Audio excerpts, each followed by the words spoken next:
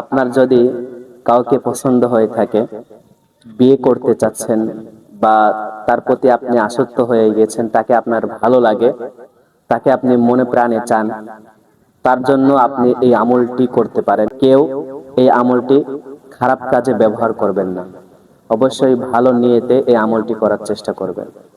আমলটি হলো, আপনি যার প্রতি আসক্ত হয়ে গেছেন তার চেহারার দিকে তাকিয়ে এই আমলটি 3 বার পাঠ করবেন। আপনি তার দিকে তাকিয়ে এই আমলটি 3 বার পাঠ করবেন।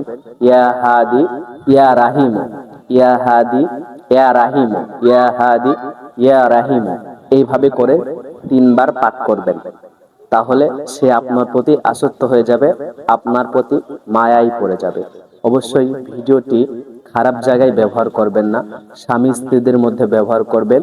আর আপনি যাকে বিবাহ করতে চান, কাউকে যদি পছন্দ হয়, তাহলে পরিবারের মাধ্যমে তাকে রাজি করাবেন, আর তার প্রতি পরিবারের মাধ্যমে রাজি করাবেন, আর তখন আপনি এই আমলটি করতে পারেন।